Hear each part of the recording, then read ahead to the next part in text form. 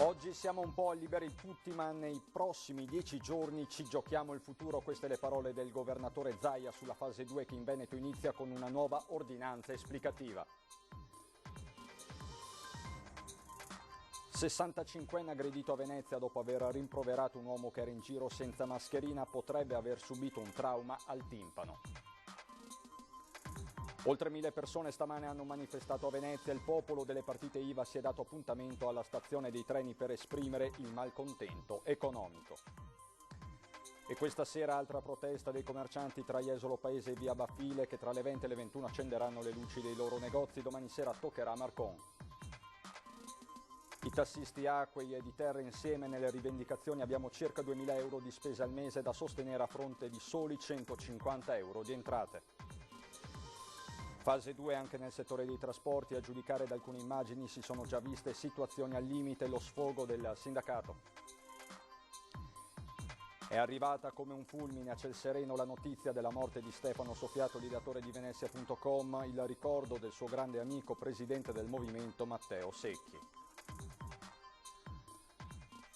Bentrovati telespettatori di Antenna 3 Nord-Est per l'edizione veneziana dei nostri telegiornali. Primo giorno della fase 2, confortanti i dati sul fronte sanitario diffusi con il secondo bollettino di giornata da Regione del Veneto con azienda zero. Solo 5 i nuovi casi di contagio su tutto il territorio veneto dalle 8 di stamane alle 17. Di questi 5, 2 nuovi casi si sono registrati a Venezia. Sono però 8 i decessi in ospedale, la metà, ben 4, all'ospedale Covid di Dolo, Maglia Nera in Veneto, 1 anche nelle strutture territoriali all'ospedale di comunità di Belluno. Per quanto concerne i posti letto di terapia intensiva, rimangono più o meno stazionari 101 quelli occupati. Calano anche i ricoveri in area non critica.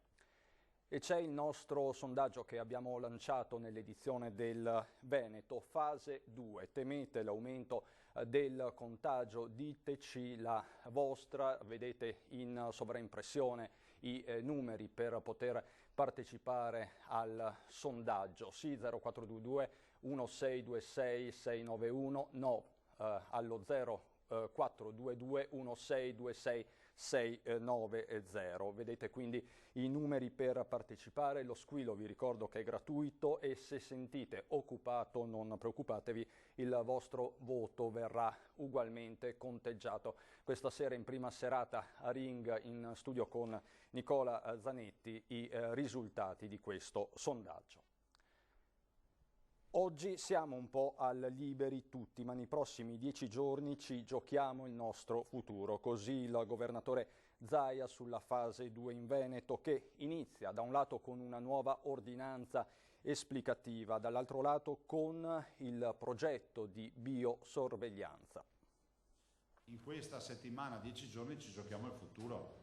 Nel senso che voglio ricordare che se avessimo, grazie Carlo, se avessimo una recrudescenza importante di reinfezione, quindi di casi positivi, ma meglio ancora di aumento di ricoveri e terapie intensive, capite che non possiamo che ricorrere a misure restrittive, perché non possiamo ripensare di avere un contagio totale. In 10 giorni si capirà il futuro del Veneto e dei veneti. Alle prese con la fase 2, la curva epidemiologica, c'è da credere, non perdonerà eventuali passi falsi. Zaia parla di un banco di prove importante davanti a quello che nei fatti è un liberi tutti. Oggi le motivazioni per uscire di casa sono tante e talmente variegate che chiunque può uscire di casa. Quindi vuol dire che di fatto veramente è liberi tutti. Liberi tutti che però ha regole ben precise. Su tutto è l'obbligo di mascherina per chi esce di casa, con la Regione impegnata ad attuare il piano di biosorveglianza per isolare eventuali focolai. Nel piano di biosorveglianza, che è molto complesso e che ci ha qualificato fin dai primi giorni del 21 febbraio, noi monitoriamo anche la presenza del minimo focolaio. Noi abbiamo la mappa del Veneto proprio in maniera digitale e vediamo i puntini. mappa digitale in costante aggiornamento e che è altra cosa, va detto dall'app Immuni. Insomma, il monitoraggio prosegue, così come la politica di graduale allentamento, con le specifiche della nuova ordinanza diramata nel pomeriggio che riguarda la sanificazione delle mense e lo sport, con apertura al motociclismo e al tiro a segno. Per esempio, sono ammessi gli acquisti fuori dal comune di residenza e gli spostamenti nello stesso mezzo con i conviventi, magari per la visita ai congiunti. Tassativo l'uso della mascherina a eccezione dell'attività sportiva individuale. L'obbligo è chiaro ma non giustifica la giungla, come nel caso del 65enne picchiato a Venezia dopo aver rimproverato un uomo che era in giro senza mascherina e finito per questo al pronto soccorso. Questo signore vede delle persone, invita una di queste persone a indossare la mascherina e l'ha legnato. È andato al pronto soccorso, aveva roba di un'ora fa. Cioè, capite? Cioè, non può funzionare così. Cioè, dobbiamo essere comunità. Anzi, io sarei tentato di dire, se vedete qualcuno senza mascherina, magari in maniera cortese fate il segno. Però capisco che se la risposta è che prendi le legnate, vuol dire che qualcosa non funziona. Inevitabile poi il riferimento ai sondaggi nazionali che danno il governatore guadagnare punti nel gradimento dei cittadini. Insomma, uno Zaia futuro premier. Sogno o realtà, chiede una giornalista. È un incubo, che è una roba diversa. Intanto il popolo delle partite IVA ha manifestato questa mattina a Venezia. In 1000 hanno raggiunto la stazione dei treni. Comunque le gocce formano l'oceano. Noi saremo una goccia, ma basta farne tante e arriva fuori un oceano e poi uno tsunami. Andiamo a rialto, ragazzi, tutti quanti, via! Ore 10, stazione dei treni Santa Lucia, Venezia. Si sono dati appuntamento e hanno risposto in più di 1000 commercianti, artigiani, partite IVA e lavoratori bloccati con le attività dal Covid-19. Sono qui perché chiedono allo Stato di lavorare con loro anche il popolo dell'indotto. Tutte le aziende del territorio, anche non veneto. Province diverse. Verona. Che attività avete? Partita IVA. Dal 27 di gennaio che sono fermo, che non lavoro, settore degli eventi. E tu? Dipendente pubblica. Appoggio le partite IVA. Lungo lista di Spagna, però stesso passo e stessa storia. Pista per cosa? Parcheggiato? No. Messo lì? Pista per popolo, no, e anche per partita IVA. Siamo un po' molto delusi, anche dal comune. Molte cose si potrebbero fare immediatamente, anche eliminare immediatamente la tassa sui rifiuti, ad esempio, per aiutarci. Parlo a nome dei miei genitori che hanno un ristorante in terraferma e purtroppo da 2 mesi hanno solo accumulato debiti, non ricevendo un aiuto vero dallo Stato. E dopo meno di mezz'ora il serpentone di manifestanti occupa pacificamente il ponte di Rialto. In cima il tricolore, nel nome del quale la catena umana inneggia all'unisono un'unica emblematica parola.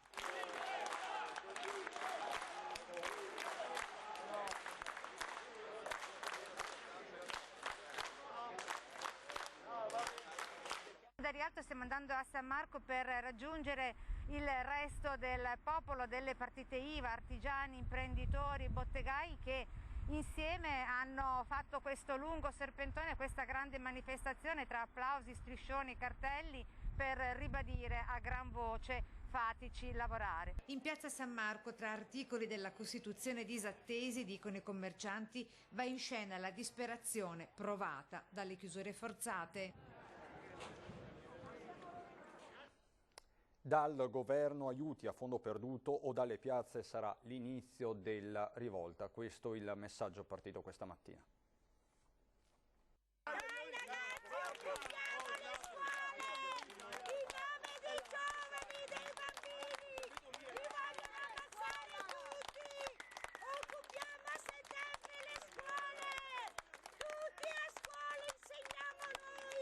Capeggiate da lei a manifestare a Venezia anche il popolo delle mamme, preoccupate, sostengono, anche per i disagi psicologici creati ai loro figli. Che a settembre apra a tempo pieno, come deve essere, assolutamente, e questo ci vuole, investire dei soldi nella scuola e non solo nel calcio, nel campionato, che deve ripartire il campionato di calcio, la scuola scuola ha bisogno di soldi, ha bisogno di insegnanti, ha bisogno di spazi. Che facevo l'artigiano, lavoravo il vetro, decoravo maschere, facevo un po' di tutto, costruivo qualsiasi cosa. Tra i numeri 1 a Venezia. Il signore era che bravo. Io invece ho un bar con 4 dipendenti a casa in cassa integrazione che percepiscono il 55% dello stipendio, non so come faranno anche loro, oltre a noi partita IVA, che purtroppo lo Stato sembrerebbe che chi denuncia 30.000 lordi all'anno adesso non percepirà niente né aprile né maggio. Il governo sta dando delle risposte in ritardo, molto in ritardo, e ci sono delle persone, forse io no, ma non ancora, ma ci sono delle persone che veramente non sanno dove andare a prendere i soldi per dar da mangiare ai loro figli. Hanno promesso che arrivavano dei soldi e non sono arrivati. I 600 euro, giustamente, di cui ringraziamo, ma sono veramente pochi per una famiglia di 5-4 persone.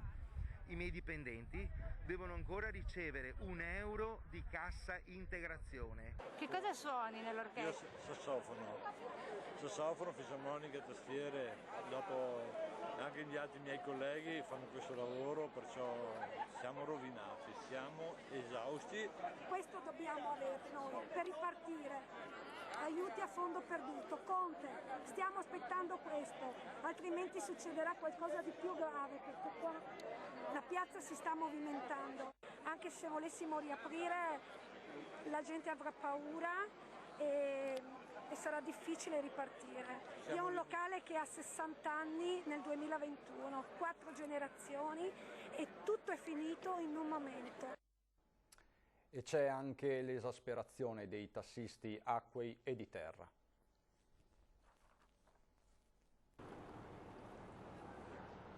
Il nostro lavoro è inesistente attualmente, qualsiasi attività è chiusa e di conseguenza anche la nostra attività, che purtroppo sappiamo benissimo è fondata per l'80%, forse anche più, sul turismo, quindi di fatto abbiamo dovuto chiudere una grossa fetta della nostra attività. Avete già fatto una stima dei mancati introiti? Guarda, da marzo, 10-11 di marzo praticamente siamo a livello zero, fermi, completamente fermi. Adesso abbiamo circa 2.000 euro fissi di spese, ok, tra mutuo della licenza, consorzio e leasing della macchina, e alla fine se guadagni 100-150 euro al mese sei bravo, questo è quanto. Ma non per piangere, perché non me ne frega niente, per l'altro anno abbiamo lavorato bene, non ci lamentiamo, però è tutta questa situazione qua che secondo me non ha un fine, perché non sappiamo dove finirà. E noi, e tutto sommato noi qua, quando si ripartirà, partiremo per primi. Parliamo delle località tipo Jesolo, dove ho mio figlio che fa il noleggiatore, là sarà un dramma. Sono stato solo l'altro giorno per salutarlo, era 3 mesi che non lo vedevo, un bambino piccolo, e ci sono locali che hanno messo vendersi, non affittarsi, vendersi. Alberghi che conosco che non apriranno nemmeno. A mia figlia no e a me non li danno.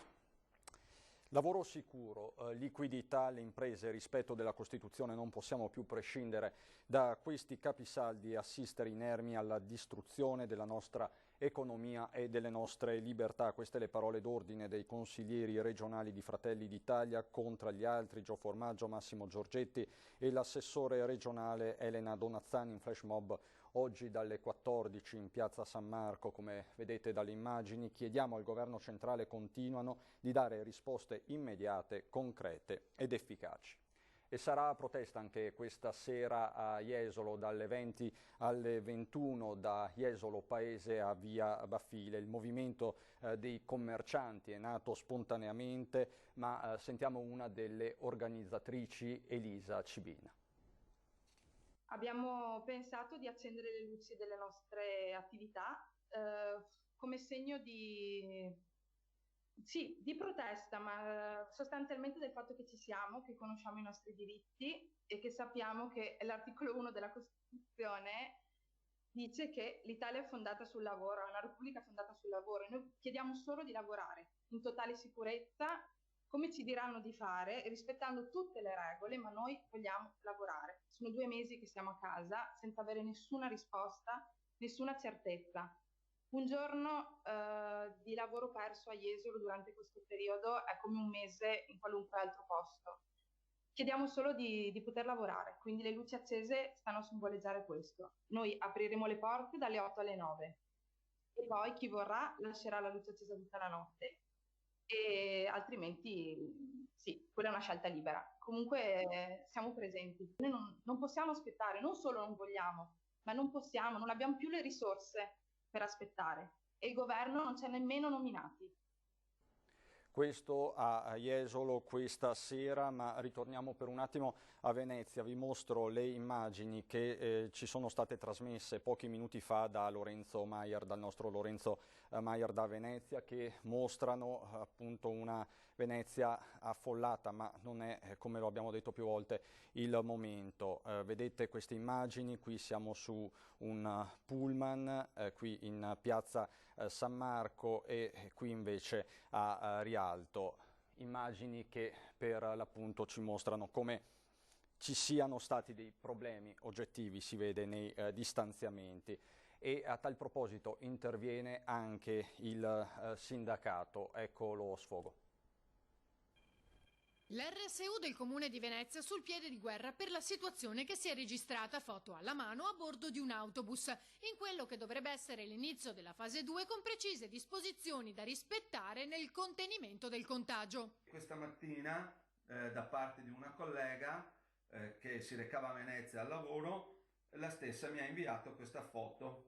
Come potete vedere, questa era la situazione che si è verificata questa mattina sul 24B mentre lei andava al lavoro. Come si riscontrano, le distanze di 1 metro assolutamente non ci sono, quindi questa amministrazione che tanto decanta che all'interno dei posti di lavoro farà rispettare le norme previste dal DPCM, però è assolutamente inadempiente. Bulla aggiunge che era stato chiesto un confronto con il Comune per decidere come andasse affrontata questa fase, ma senza esito. Il giorno 30 di aprile noi come RSU abbiamo scritto all'amministrazione comunale perché ci convocasse ad un tavolo urgente, visto che eravamo venuti a conoscenza da parte di alcuni colleghi che per mano di alcuni direttori l'amministrazione stava programmando il rientro al lavoro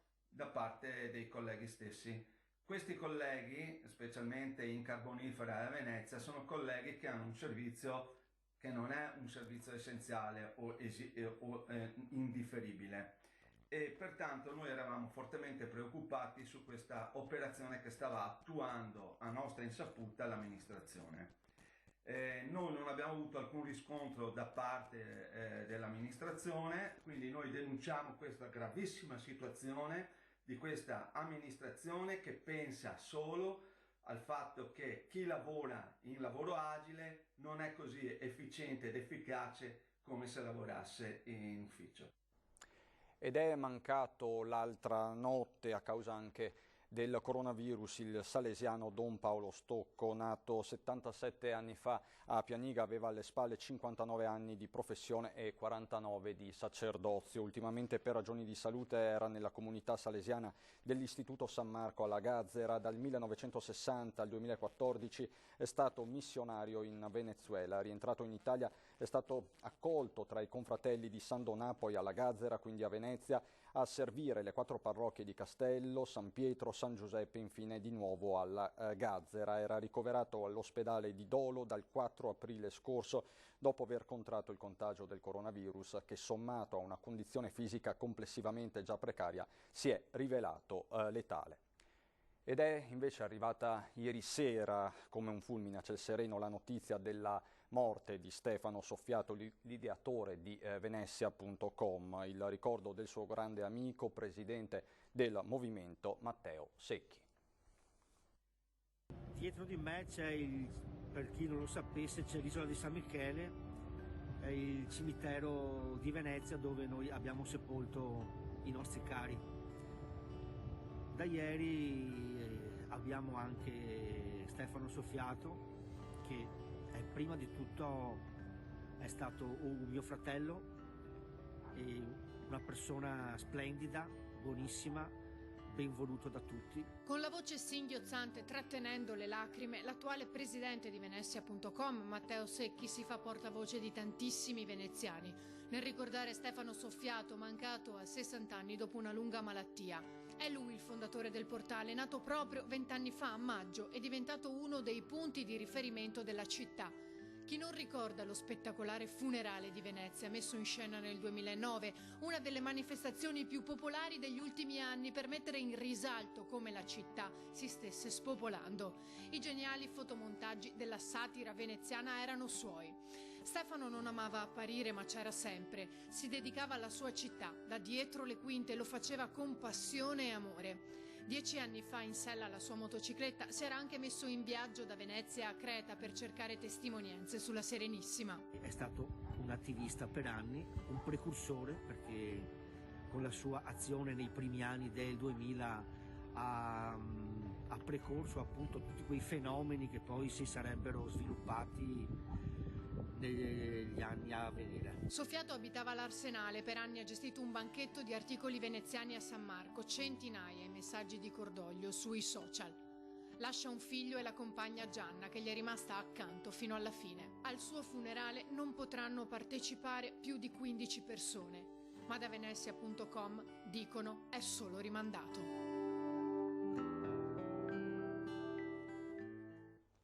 Questa sera ospiti di Ring in prima serata Monsignor Michele Tomasi, Vescovo di Treviso, Giampaolo Bottacin, Assessore regionale alla Protezione Civile Stefano Fracasso, Capogruppo del PD in Regione Veneto Luca De Carlo, Deputato di Fratelli d'Italia Nicola Finco, Capogruppo della Lega in Consiglio regionale Erika Baldin, Consigliere del Movimento 5 Stelle Matteo Tinti, che porterà la sua testimonianza da commerciante. Questo in studio in prima serata con Nicola Zanetti. È tutto per questa sera da Venezia e provincia, adesso ci sono le previsioni del tempo, buona serata.